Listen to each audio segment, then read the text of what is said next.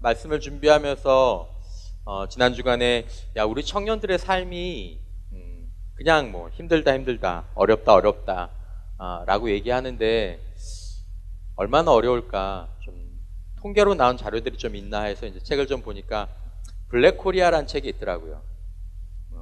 화이트 코리아 하면 좋을 텐데 워낙에 안 좋으니까 블랙 코리아였어요. 내용이 그래 참 읽어볼 만 하더라고요. 그 책을 보니까 우리나라 청년들 가운데에서 앞으로 내가 어른이 되면 우리 부모님이 살았던 것보다 내가 더 잘 살 것이다 라고 생각하는 청년들이 몇 퍼센트나 될 것 같아요? 여러분 생각에는? 전체 통계로 보면 34%인데 청년들이 생각하는 거 25%더라고요. 4명 중에 1명만 내가 우리 부모님보다 더 잘 살 거다. 더 여유 있게 살 거다. 나머지 3명은 나는 지금 우리 부모님보다 더 잘 살 자신이 없다.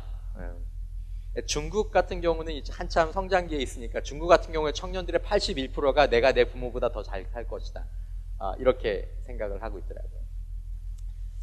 그 책이 이렇게 쭉 얘기해 주면서 하는 그 현재의 결론은 뭐냐면 우리 청년들의 마음 가운데 있는 게 희망이 안 보인다. 희망이 안 보인다. 그러니까 지금 젊은 여러분들 가운데 내 삶에 대해서 막 이렇게 이제 앞으로 내가 이렇게 살고 이렇게 되고 이렇게 얼마나 좋을까 이런 희망이 있어야 되는데 그게 안 보인다는 거예요. 더 뭐 구체적으로 여러 가지 통계들이 있겠지만 뭐 그것들은 굳이 다시 언급할 필요는 없는 부분들이고, 이런 불안의 시대, 또 근심의 시대, 염려의 시대. 제가 형제들이나 자매들 이렇게 만나보면 정말 이 부분들도 그리스도인들이라고 예외는 아닌 것 같아요. 불안도 있고 염려도 있고 근심도 있고. 여러분, 이 시대에 하나님께서 당신의 백성과 자녀들 가운데서 어떻게 일하고 계시는가? 한 소녀의 희망 없는 인생이 어떻게 위대한 복의 통로가 될 수 있는가? 여러분, 저는 이 요셉의 이야기가 그냥 성경에 한번 설교로 지나는 이야기가 아니라 희망이 보이지 않는 이 세대에도 여전히 일하시는 하나님과 사람으로는 희망이 없어 보이는 자신의 시대 가운데 어떤 태도, 어떤 생각이 필요한지를 알려주는 중요한 교훈들이 이곳에 담겨 있다고 생각합니다. 여러분, 성경에 나오는 요셉의 이야기는 오늘날로 가볍게 바꿔보자면 이렇습니다. 한 가난한 나라의 후진국이죠. 한 나라의 소년이 선진국, 미국이라고 할까요? 선진국으로 종으로 팔려왔는데 그 나라에서 총리가 되는 아주 넘버 2, 넘버 3급의 영향력을 가진 그런 사람이 되는 그런 이야기입니다. 그 이야기로만 놓고 봐도 이제 멋진 이야기죠. 그리고 아주 극적인 성공의 이야기입니다. 뭐 여기 보면 진짜 극적인 얘기들이 많잖아요. 막 종으로 팔려가서 거기서 모함을 당해서 옥에 갇혔는데 그 옥에서 놀랍게 총리로 이 신분 상승도 보통 한두 계단이 아니라 한두 사다리가 아니라 뭐 점프하는 그런 정말 이야기다운 이야기죠. 근데 여러분, 이 요셉의 성공 이야기 가운데에서 이야기를 읽는 가운데 우리가 중요하게 봐야 될 것 가운데 하나가 뭐냐면 이 요셉의 이야기는 어떤 목적을 가지고 있는 이야기다라는 것입니다. 그러니까 하나님께서 애굽 땅에서 가나안 땅에 있던 야곱과 그 12아들의 가족들을 애굽 땅으로 이렇게 어떻게 보면 모판으로 이식시켜서 거기서 거대한 민족을 만들기 위하여서 하나님께서 요셉이라는 인물을 미리 그 땅으로 보내시고 거기서 총리로 세우신 바로 그 목적이, 하나님의 백성을 만드는 목적이 요셉 스토리에 있는 중요한 목적이 된다는 것입니다. 이 요셉은 어떤 어린 시절을 보냈냐면 여러분들이 아는 것처럼 고향에서 아버지의 극진한 사랑을 독차지했던 아들입니다. 12명의 아들 가운데 11번째 아들, 그리고 위로 형이 10명의 형이 있는. 오늘 여러분 간단히 읽었지만 이 10명의 형이 여러 가지 이유로 요셉을 이렇게 좀 뭐라고 해야 되나? 좀 싫어했다고. 나중에 보면 얼마나 싫어했으면 동생을 죽여버리자 그랬어요. 되게 끔찍한 그런 이야기인데. 어쨌든 여러분, 이 형들에 의해서 이 요셉이 아버지 모르게 종으로 팔려가고 종살이를 하다가 억울한 모함을 쓰고, 자기는 공의롭게 살았지만 억울한 모함을 쓰고 옥에 갇히게 되고, 그리고 감옥에서 놀라운 능력으로 당시 최고의 선진국이라고 얘기할 수 있는 애굽의 총리가 되는 것이 이 요셉 스토리의 어떻게 보면 전반부 하이라이트라고 이야기할 수 있습니다. 진로 얘기를 한번 해봅시다, 여러분. 진로. 여러분들도 아니면 뭐 저도 우리 인생 가운데서 가장 많이 궁금증을 가지고 있는 게 진로잖아요, 진로. 여러분들이 진로에 대한 생각들을 많이 할 텐데, 내 인생은 어떻게 될까? 난 무엇을 해야 될까? 어떻게 해야 될까? 아까도 잠깐 세안대까지 가는 길 가운데 진석이하고 얘기하다 진석이도 그 얘기를 또 하더라고요. 무엇을 해야 될까? 여러분, 성경은 우리에게 어린 요셉의 삶을 굉장히, 여러분, 요셉이 차지하고 있는 성경의 분량이 굉장히 많습니다. 그 분량을 쭉 한 사람의 인생을 쭉 보여주고 있으면서 한 사람의 인생을 사용하시는 하나님의 그 일하심의 방법들, 이것들을 이렇게 풀어주고 있습니다. 여러분, 요셉의 인생을 바라보면서 여러분들과 제가 먼저 발견하게 되는, 또 이 본문을 제가 다시 묵상하면서 발견하게 되는 첫 번째 요소가 뭐냐면, 하나님께서 요셉의 인생에 대해서 이미 계획을 갖고 계셨다는 것입니다. 여러분들은 여러분들의 인생에 대해서 어떻게 생각하십니까? 하나님은 요셉이 그 어머니의 배에서 이 땅에 태어날 때, 그 어머니 일찍 돌아가셨거든요. 요셉의 어머니가 그 야곱이 가장 사랑하던 여인의 그 아들이 있거든요. 그때부터 일찍 어머니를 여인 그 요셉의 인생에 태어날 때부터 하나님은 요셉의 인생에 대한 어떤 경우에 마스터 플랜을 가지고 계셨다는 거죠. 그리고 무엇보다도 그의 인생을 목적을 가지고 이 세상에 태어나게 하신 거예요. 태어난 요셉을 보면서 너 이렇게 쓰면 좋겠다, 너 보니까. 이게 아니라 맨 처음부터 목적을 가지고 요셉을 그때 그 아버지의, 그 어머니의 그 환경에, 거기에 태어나게 하셨다라는 것입니다. 여러분, 하나님은 인간을 목적과 계획 가운데에서 태어나게 하십니다. 이것이 기독교 신앙 가운데서 우리가 갖고 있는 중요한 진리 가운데 하나입니다. 여러분, 하나님에게 사실은 인간 가운데 한 생명도 소중하지 않은 인생이 없습니다. 이사야서 44장 2절과 24절 말씀에 보면, 같이 한번 읽어볼까요? 이사야서 44장 2절 말씀 안 나오나요? 제가 같이 한번 읽어볼게요. 시작. 너를 만들고 너를 모태에서부터 지어낸 너를 도와줄 여호와가 이같이 말하노라. 나의 종 야곱, 나의 택한 자 여수르나 두려워하지 말라. 여러분 보십시오. 너를 뭐하고? 여러분, 이 사실을 믿으십니까? 너를 만들고 너를 모태에서부터 지어낸 너를 뭐할? 도와줄 여호와. 여러분, 모태에서부터 지어냈다라는 건 그냥 사람만 지어냈다라는 것이 아니라 여기에 목적과 계획을 가지고 지어내셨다라는 것입니다. 24절 말씀 한번 보겠습니다. 같이 한번 읽어보겠습니다. 시작. 내 구속자여, 모태에서 너를 지은 나 여호와가 이같이 말하노라. 나는 만물을 지은 여호와라. 홀로 하늘을 폈으며 나와 함께한 자 없이 땅을 펼쳤고. 하나님께서 땅을 펼치실 때 하나님과 함께한 사람이 없었다라는 것이, 하나님 혼자 하셨다라는 것입니다. 다른 신이 없었다라는 것입니다. 내가 내 구속자고 그 모태에서 내가 너를 계획을 가지고 목적을 가지고 지었다라는 것입니다. 여러분, 여러분들과 저는 내가 아무 계획도 목적 없이 그저 세상에 던져진 존재라고 믿던지, 아니면 천지를 창조하신 하나님께서 어떤 목적과 계획을 가지고 이 세상에 나를 태어나게 한 존재라고 믿던지, 여러분 둘 중에 하나의 입장을 우리가 받아들이고 우리가 살고 있습니다. 이 둘 가운데 하나의 입장을 여러분들과 제가 받아들이고 살고 있습니다. 어떤 사람들은 교회를 오래 다녔기 때문에 하나님이 나를 사랑하신다, 아니면 하나님께서 내 인생에 어떤 목적과 계획을 가지고 계신다라는 말을 종교적인 말로 그냥 듣는 경우들도 있습니다.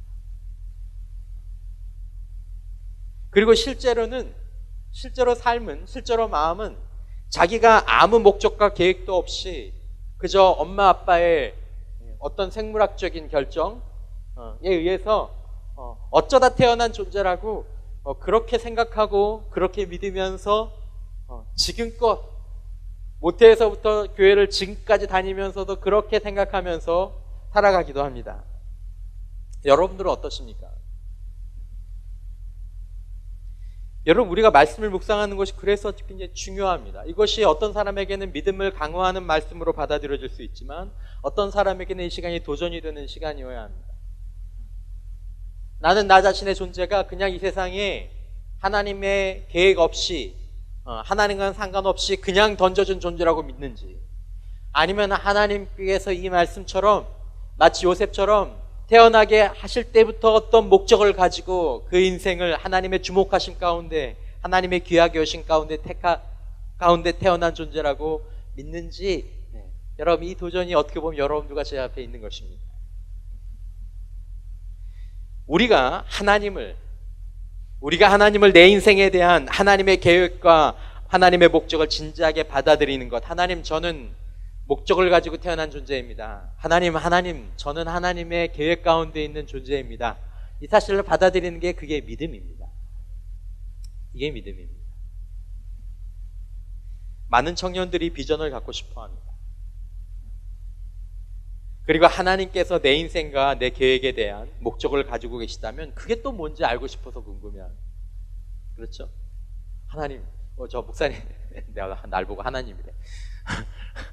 목사님, 하나님, 저에 대한 하나님의 뜻과 계획이 너무너무 궁금합니다. 근데 하나님께서 알려주지 않으십니다. 너는 목사가 되라, 너는 교사가 되라, 너는 의사가 되라, 이렇게 좀 알려주시면 좋을 텐데.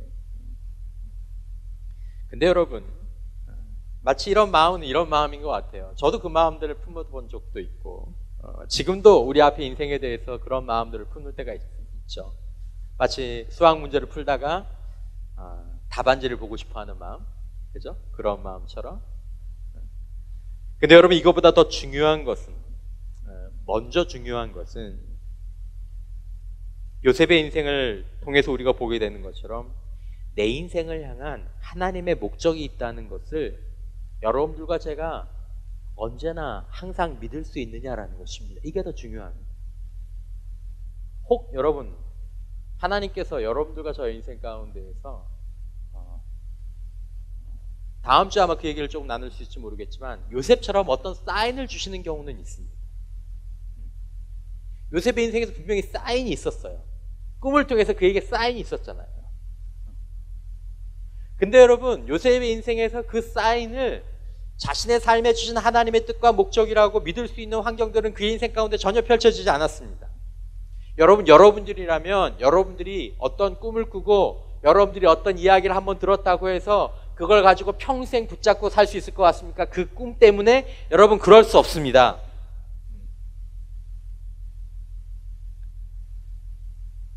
어릴 때 여러분들이 너는 참 교사가 되면 좋을 것 같다, 아니면 너는 참 목회자가 되면 좋을 것 같다.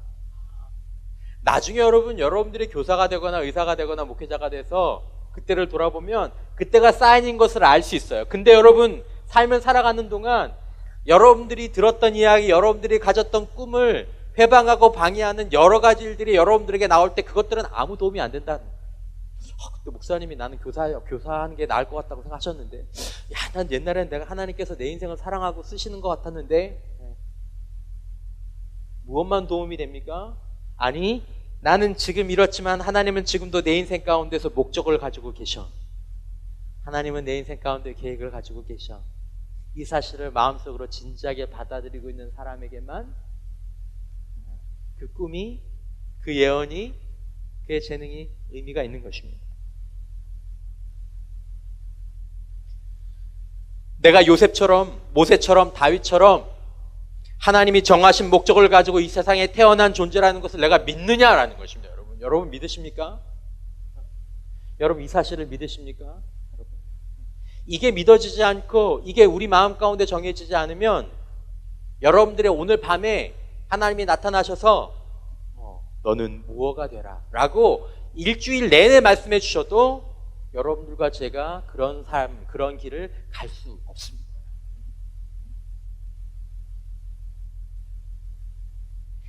여러분, 우리 인생의 여정은 직업과 어떤 행동이 중요한 것이 아니고요, 여러분. 우리 인생은 하나님이 우리에게 가지고 계신 목적을 발견하고 드러내는 하나의 여정인 것입니다. 요셉의 인생 가운데서 하이라이트는 총리가 되었다는 것이 아니고 그의 삶을 통해서 그가 하나님의 나라를 이루어가는 못판의 역할들을 할 수 있었다는 것입니다. 그게 중요한 것입니다.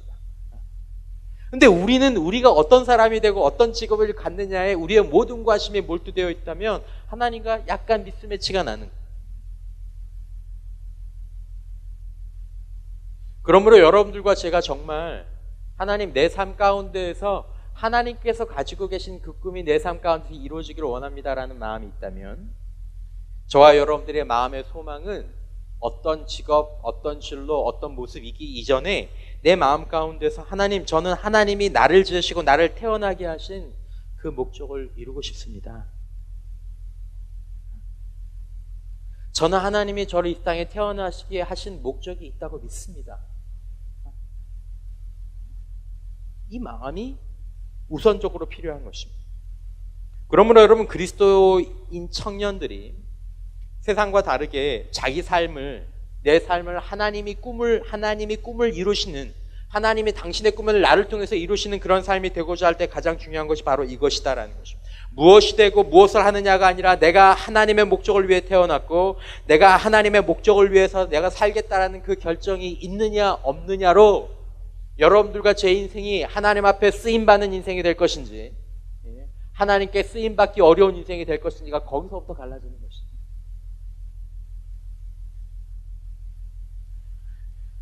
여러분, 성경적으로 보면 위대한 인생은 뭔가 큰 일을 이루는 인생이 아닙니다. 성경적으로 보면 하나님 앞에서 위대한 인생은 하나님의 목적을 달성하는 인생이 위대한 인생입니다. 여러분,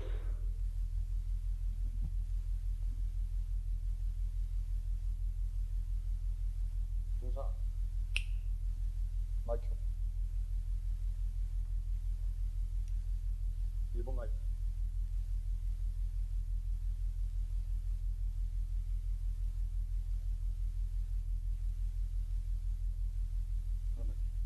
(1번) 나옵니까? 자, 여러분과 제가 하나님의 목적에 쓰임받고자 하는 인생이 되기로 결단하기 전에는 저와 여러분들이 하나님의 진정한 꿈지기로 살아갈 수가 없다라는 것입니다. 여러분, 오늘날 어떤 사람은 20대에 자기의 인생을 포기하는 사람이 있어요. 20대에 자기 인생을 포기하는 사람이 있어요. 왜요? 집안 때문에, 환경 때문에, 자신의 능력 때문에 희망이 없이, 믿음이 없이 사는 사람들도 많이 있는 것입니다. 요셉을 보십시오. 저는 그래서 하나님께서 요셉의 삶 가운데에서 그렇게 해서 이렇게 어려운 일들을 지나가게 두지 않으셨나라는 생각이 듭니다. 요셉은 어린 나이에 종이 됐습니다. 우리 가운데 그래도 종살이 하는 사람은 없잖아요. 우리 가운데 다윗처럼 도망자로 사는 사람은 없잖아요. 요셉은 어린 나이에 억울하게 감옥에 갇혔습니다. 우리는 나에게 하나님의 목적이 있다면 이런 일이 나한테는 일어나서는 안 되고 이런 환경에 처해서는 안 된다는 생각이 우리 안에 있는 것 같습니다. 제 안에도 그런 마음들이 때때로 있는 것 같습니다.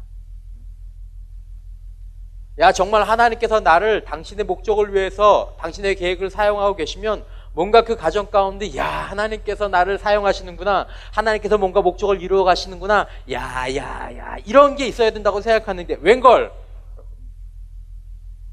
종살이가 웬 말이고 감옥이 웬 말이고 도망자가 웬 말이고.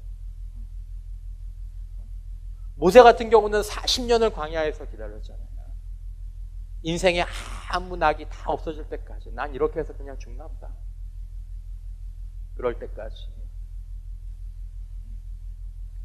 그러나 여러분, 하나님은 그때도 여전히 요셉을 목적 가운데에서 만들어가고 계셨고, 그 요셉의 상황은 목적을 향해서 가고 있었습니다. 요셉은 그걸 알 길이 없었습니다. 믿을 길도 없었습니다. 그래서 만약에 요셉이 그것에 대해서 좌절해버렸다면, 하나님의 목적 같은 거, 하나님의 계획 같은 건 없어, 세상대로 살아야 되는 거고 그냥 내가 주변의 환경대로 살 거고 내 마음대로 살고 싶은 대로 살 거야 라고 그렇게 살아버렸다면,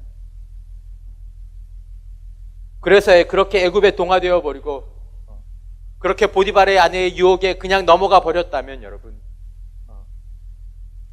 요셉은 그것을 통해서 인생의 달콤한 어떤 거 하나는 누렸을지 모르겠지만 그 인생은 영원히 하나님의 이야기와는 상관이 없는 이야기로 살다가 끝냈을 것입니다. 그렇게 사는 인생들이 많아요.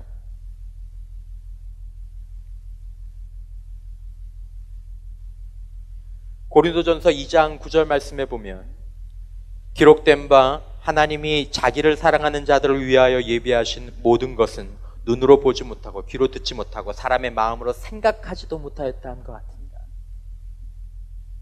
그러니까 이런 거예요. 요셉의 삶의 중간의 여정이면 요셉이 생각할 수가 없는 거예요, 이거를.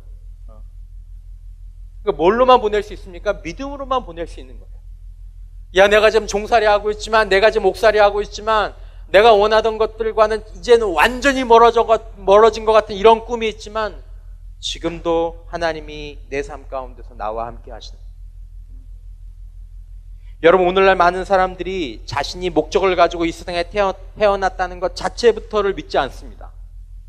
그리스도인들 가운데서도 이것들을 믿지 못하는 사람들이 있습니다. 여러분들은 어떠십니까, 여러분?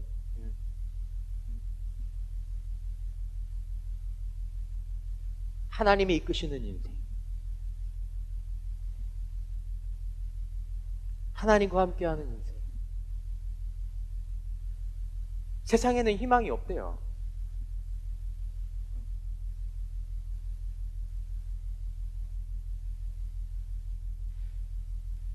하나님이 보이지 않아서 믿지 않습니다. 자신의 환경이나 능력이 부족해서 믿지 않습니다. 내 환경이 이런데 어떻게 믿어요?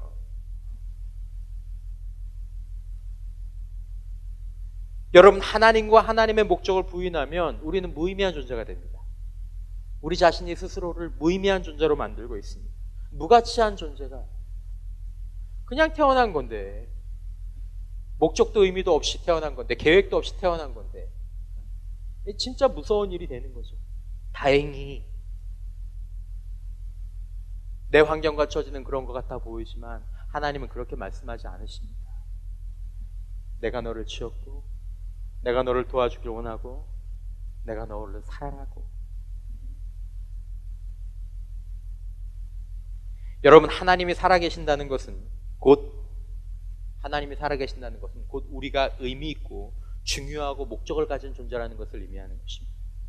사람들이 우리를 속이고 우리를 힘들게 하고 억울하게 취급하고 우리를 몰라줘도 하나님은 우리가 하나님을 향해서 우리의 믿음을 내려놓지만 않는다면 우리를 하나님의 목적지로 이끌어 가실 것이다라는 것입니다. 요셉처럼, 다윗처럼.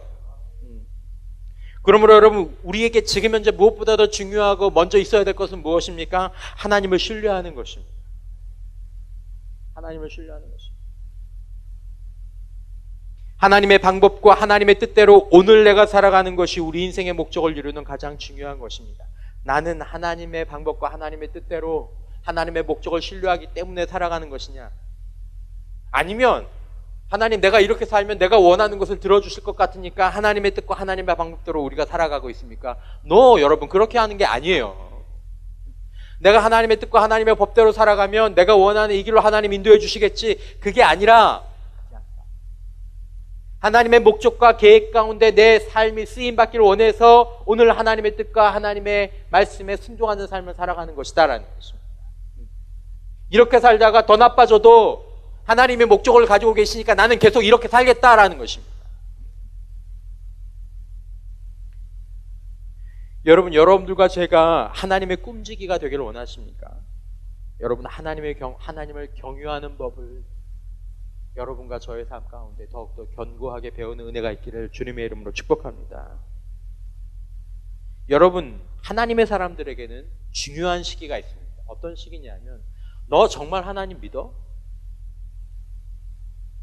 너 정말 하나님 신뢰해? 하나님이 내 인생 가운데 목적을 가지고 계시다는 거 정말 신뢰해? 요셉에게는 보디발의 아내가 그 유혹의 시기였고, 다윗에게는 사울왕을 죽일 수 있는 기회가 그런 시기였고, 모세에게는 긴 기다림의 시간이 그런 시기였고, 아브라함에게는 자기의 가장 사랑하는 이삭을 바치는 시기가 그런 시기였습니다. 여러분, 거기서 여러분들과 제가 우리 자신이 하나님을 경외한다는 것을 입증해야 그 고리를 가지고 하나님께서 우리 인생을 그 다음 단계로 이끌고 가실 수 있다는 것입니다. 여러분, 등산을 할 때 로프를 딱 하고 등산가들이 뭘 합니까? 당겨보잖아요. 괜찮네. 안 떨어지겠네. 얘 안 떨어지겠네. 그럼 가자. 나랑 가자. 여러분, 우리는 안 떨어지겠습니까? 우리는 안 떨어지겠습니까? 우리가 생각하지 못한 방향으로 우리 인생이 흘러가도 우리는 안 떨어지겠습니까? 그러면 하나님이 인도하실 것입니다.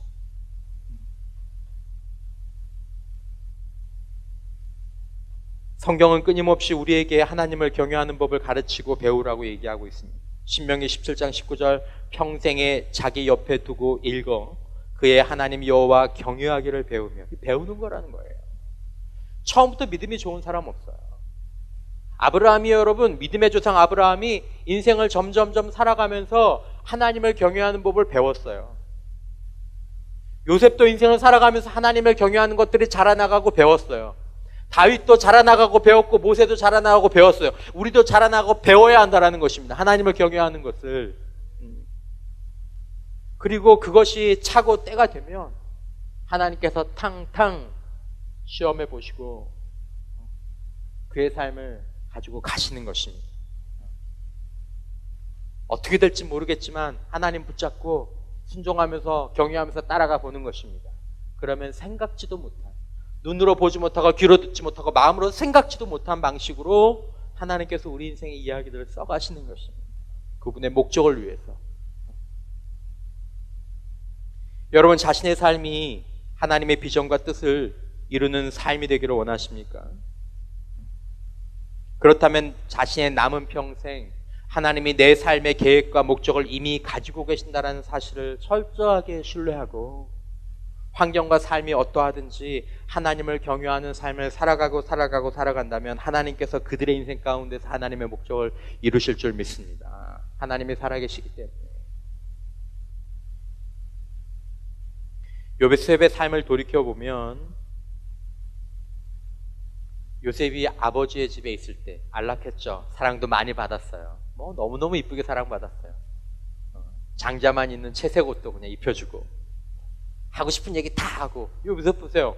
형이 10명이에요, 여러분. 말이 10명이지 10명이 형의 첫째 루벤 같으면 아버지 뻘이죠, 아버지 뻘. 근데도 거침없이. 여러분, 그때는 하나님이 함께 하시는 것 같죠. 하나님 감사합니다. 하나님 나와 함께 하시는. 근데 여러분, 형들에게 잡혀서 물이 없는 구덩이에 빠져 있을 때도, 먼 나라의 종으로 팔려갔을 때도, 억울하게 감옥에 갈 때도 하나님은 요셉과 함께 하셨습니다. 여러분, 하나님은 지금도 저와 여러분들과 함께 하신 줄 믿으시기를 주님의 이름으로 축원합니다. 좋은 환경, 나쁜 환경, 괴로운 환경, 눈물 나는 환경, 익숙한 환경, 낯선 환경, 하나님은 나와 함께 하십니다.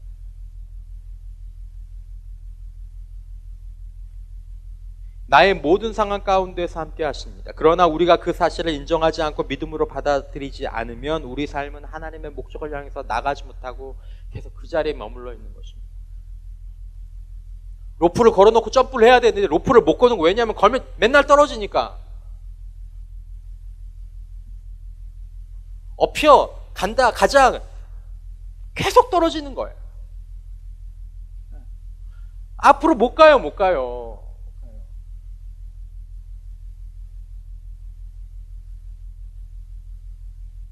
여러분, 젊은 여러분들은 지금 젊은 요셉과 같다고 생각합니다. 여러분들의 상황은 어떻습니까? 요셉은 자신의 상황을 충분히 비관적으로 절망적으로 파악할 수 있었습니다. 요셉은 충분히 불신의 삶을, 하나님 의식하지 않는 삶을 살 수도 있었습니다. 그러나 요셉은 그렇게 하지 않았습니다. 하나님 앞에서 살았습니다. 하나님 앞에서 산다는 말이 무슨 말입니까? 여기 하나님이 계시고 하나님이 내 인생의 목적을 가지고 계시고 내가 하나님 앞에서 살아갈 수밖에 없다는 것들을 고백하는 것입니다. 여러분, 사람의 최악의 환경이 무엇인지 아십니까? 성경적으로 보면 인간의 최악은 환경이 나빠지는 게 아니라 하나님을 믿지 못하는 게 최악의 환경인 거예요. 여러분. 여러분과 저의 최악은 내 환경이 나빠지는 게 아니라 우리가 하나님을 경외하지 않는 것이 우리의 최악인 거예요. 여러분. 하나님을 놓치는 것이 최악입니다. 여러분, 사람이 왜 망가집니까? 사람이 망가지는 건 여러분 환경이 나빠서 망가지는 경우 없습니다. 환경이 나빠서 망가지는 게 아니라 사람은 하나님을 신뢰하지 않고 경유하지 않는 그때부터 망가지기 시작하시는 거죠. 방황하는 것입니다. 여러분, 하나님 우리들의 삶의 계획과 목적을 가지고 계십니다. 그러면 나는 오늘 어떻게 살아야 될지 이것을 고민해 보는 것이 여러분들의 과제입니다. 저의 과제예요. 하나님은 내 삶의 목적과 계획을 이미 가지고 계십니다. 아무것도 그분의 목적과 계획을 막을 수 없습니다. 그러면 나는 어떻게 살아야 될 것인지 내가 이제 반응해야 될 거라는 것입니다. 지금의 상황 가운데. 여러분, 우리 각자의 삶은 정말 하나님의 꿈을 담으시는 꿈 그릇과 같습니다. 하나님은 우리가 생각할 수 없는 일들과 방법을 가지고 우리 삶을 사용하실 것입니다. 아브라함을 보십시오. 이삭을 보십시오. 야곱을 보십시오. 모세를 보십시오. 요셉을 보시고 다윗을 보시고 사도 바울을 보시고 여러분 베드로를 보십시오. 여러분, 사람이 생각할 수 없는 방향으로 하나님께서 사람들의 인생을 이끌고 가십니다. 그렇기에 더더욱 저와 여러분들이 하나님을 신뢰해야 한다는 것입니다. 우리의 상황이 어떤 처지든 것을 믿어야 한다는 것입니다. 욥의 인생 가운데 어려운 때가 있었습니다. 욥의 인생 가운데 너무너무 어려운 때가 있었습니다. 너무너무 어려운 때가 있었습니다. 욥이 믿음이 좋은 사람이었는데도 그의 믿음 가운데 너무너무 어려운 때가 있었습니다. 그래서 여러분, 욥기 23장 8절과 9절에 보면 이렇게 나와 있어요. 내가 앞으로 가도 그가 아니 계시고 뒤로 가도 보이지 아니하시고 그가 왼쪽에 일하시나 내가 만날 수 없고 그가 오른쪽에 돌이키시나 배울 수 없구나. 앞뒤 좌우 하나님께서 안 보인다. 하나님이 있는 것 같지 않다라는 것입니다. 하나님이 있는 것 같지가 않은 거예요. 여러분, 그런 때 있지 않습니까? 하나님이 없는 것 같아요. 욥이 뭐라고 얘기합니까? 욥기 23장 10절에 그러나 내가 가는 길을 그가 아시나니 그가 나를 단련하신 후에는 내가 순금같이 되어 나오리라. 이 말이 무슨 말이에요? 하나님 신뢰합니다. 나는 모르지만 그래도 하나님께서 어떤 목적을 가지고 계시는 것을 제가 신뢰합니다. 나의 가는 길을 오직 천지를 펼 때 아무도 없고 하나님 한 분밖에 없었던 하나님만 아십니다. 하나님, 제가 그걸 신뢰합니다. 그리고 뭐라고 합니까? 11절 12절을 보면 내 발이 그의 걸음을 바로 따랐으며 내가 그의 길을 지켜 치우치지 아니하였고 내가 그의 입술의 명령을 어기지 아니하고 정한 음식보다 그의 입의 말씀을 귀히 여겼도다. 오늘 그 사람이 환경 가운데 하나님을 신뢰한다라는 말이 무슨 말입니까? 하나님이 보이는 것 같지 않고 보이지 않고 느껴지지 않지만 내가 그분의 걸음을 따르고 그분의 입술의 명령을 지킨다라는 것입니다. 이것이 우리가 우리에게 가지고 계신 하나님의 꿈을 이루는 방법입니다.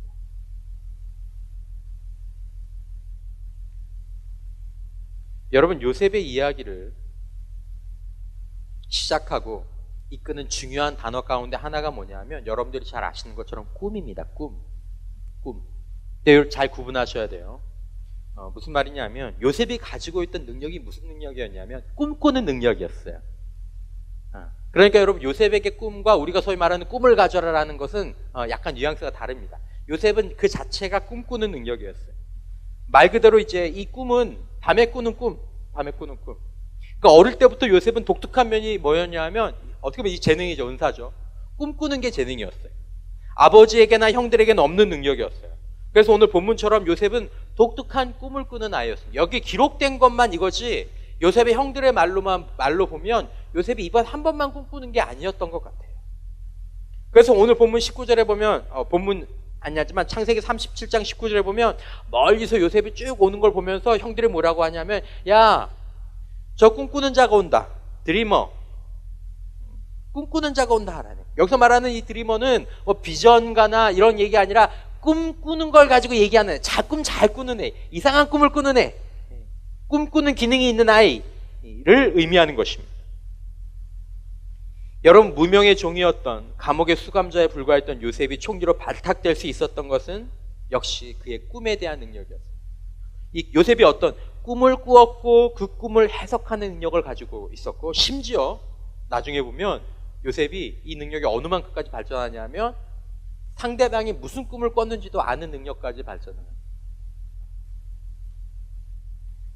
근데 요셉이 뭐라고 얘기하냐면 창세기 40장 8절에 보면 그들이 그에게 이르되 우리가 꿈을 꾸었으나 이를 해석할 자가 없도다. 요셉이 그들에게 이르되 해석은 하나님께 있지 아니하니까 청하건대 내게 이르소서라고 얘기합니다.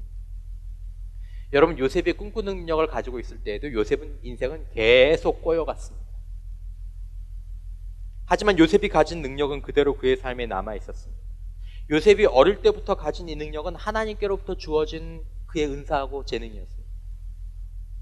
요셉은 다른 사람이 갖지 못한 이 능력을 능숙하게 사용할 수 있었지만 그것은 하나님께서 자신에게 주신 능력이라는 것을 잘 알고 있었습니다. 요셉은 꿈이라는 재능이 있었습니다. 근데 그 재능을 하나님을 경외하는 가운데 사용했습니다. 모르겠어요, 여러분. 이 꿈꾸는 능력이 산 사람을 총리로까지 이끌 만한 능력인지는 모르겠습니다. 근데 여러분, 요셉 스토리를 우리가 보면서 이 꿈과 재능에 대해서 알게 되는 중요한 교훈 가운데 하나는 뭐냐면 하나님께서 요셉에게 주신 재능은 하나님께서 그를 사용하시기에 충분했다라는 것입니다. 내가 요셉을 조금 더 재능을 더 줬어야 얘를 총리로 사용할 수 있는데 내 목적을 이루는 대로 사용할 수 있는데 이게 힘드네, 얘가 재능 없이 하려고 하니까. 그렇지 않으셨다라는 거예요. 넉넉하고 충분했습니다. 요셉이 그 재능과 꿈을 하나님을 경외하는 가운데 사용하기만 한다면. 여러분, 저와 여러분들은 하나님이 우리에게 꿈을 이루어가고 목적을 이루어갈 재능을 주셨다는 사실을 신뢰할 수 있기를 주님의 이름으로 축원합니다. 여러분 가운데서도 저도 그런 생각을 한 적이 있지만, 야, 목사님, 쟤는 저걸 잘하고 쟤는 저걸 잘하고 쟤는 저걸 잘하고 쟤는 저걸 잘하고, 전 잘하는 게 하나도 없는 것 같아요.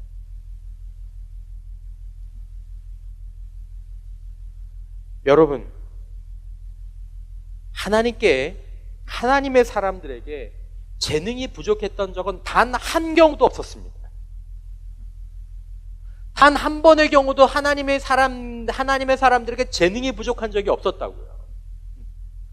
자기 자신이 하나님의 목적대로 쓰임받기를 원하는 사람들에게 재능이 부족했던 적이 없었다고요. 역으로 말하면 그들에게 재능이 많았던 것이 아니라 그들이 가지고 있는 그 재능으로 충분했다라는 것입니다. 문제는 뭐예요? 재능이 부족한 게 아니에요. 머리가 나쁜 게 아니에요. 그 사람이 갖고 있는 그 재능이 어떤 방향을 향하고 있느냐라는 것입니다. 여러분, 여러분들의 부족함들이 여러분들에게 짐이 됩니까? 여러분, 나는 충분하고 나는 넉넉하다는 사실을 하나님 안에서 주장하는 여러분들 되시길 주님의 이름으로 축원합니다. 나 충분해. 내가 감옥에 있지만 내가 할 줄 아는 게 꿈꾸는 것밖에 없지만 충분해. 내가 하나님 안에만 있기만 한다면 충분해.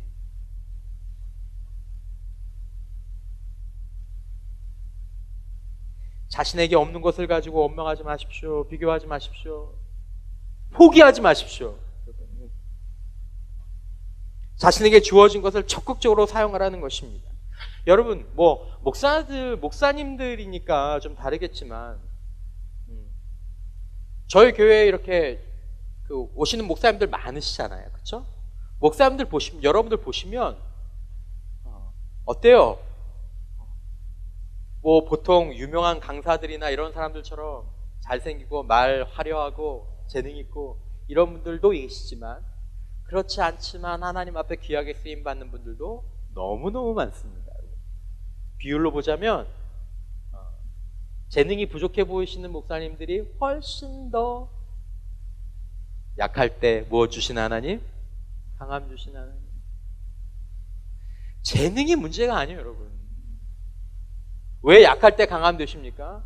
왜 하나님께서 사도 바울에게 충분하다고 말씀하셨습니까? 내가 사람이 재능이 없어서 못 쓰는 게 아니다라는 것입니다. 그들이 나를 신뢰하지 않고 그들이 나의 자신들에게 준 재능을 자신의 인생을 위해서 자기 마음대로 쓰려고 하니까 그게 문제인 것이다라는 것입니다. 여러분, 기독교 신앙의 기적은 무엇인지 아십니까, 여러분? 평범하고 작게 시작하지만 놀랍게 확장된다라는 것입니다. 하나님께 드려지면 하나님께서 그걸 가지고 놀랍게 사용하신다라는 것입니다. 하나님께 드렸냐라는 것입니다. 오늘 지금 자신의 삶의 작은 것을 하나님께 드렸느냐라는 것입니다. 이건 저에게도 문제고 여러분들에게도 문제입니다. 그거 가지고 총리가 되기는 턱도 없지만 하나님께서 그거 가지시면 충분한 것입니다. 겨자씨 하나리면 충분하고 하나라 미랄이면 충분하고 보리떡 5개와 물고기 2마리면 충분하다라는 것입니다. 하나님께 드려지기만 한다면, 여러분들 재능 없다고 얘기하지 마십시오. 하나님 앞에서 환경 없다고 얘기하지 마십시오. 우리는 충분합니다. 말씀을 맺습니다. 여러분, 우리가 인간적으로 보자면 블랙 코리아 같은 환경입니다. 그러나 하나님 안에서 우리는 화이트 코리아를 기대할 수 있는 줄 믿습니다. 내 인생은 이미 정해진 것입니다. 그러므로 여러분, 다시 한번 우리 인생을 향한 하나님의 뜻과 계획과 목적을 신뢰할 수 있기를 주님의 이름으로 축원합니다. 우리 삶을 하나님께 드려서 정말 하나님, 제 인생이 하나님의 목적에 사용되기를 원합니다. 하나님께서 저를 목적을 가지고 지으셨고 태어나게 하셨고 저는 지금 하나님의 목적 가운데 있습니다. 하나님, 제가 다시 그 삶을 살아가기를 원합니다. 여러분, 하나님께서 여러분들에게 주신 재능을 신뢰하시기를 주님의 이름으로 축원합니다. 믿음으로 사용하고 하나님의 영광을 위해 사용하시면 우리 인생이 하나님의 꿈그릇이 되고 우리가 하나님의 꿈지기가 될 줄 믿습니다.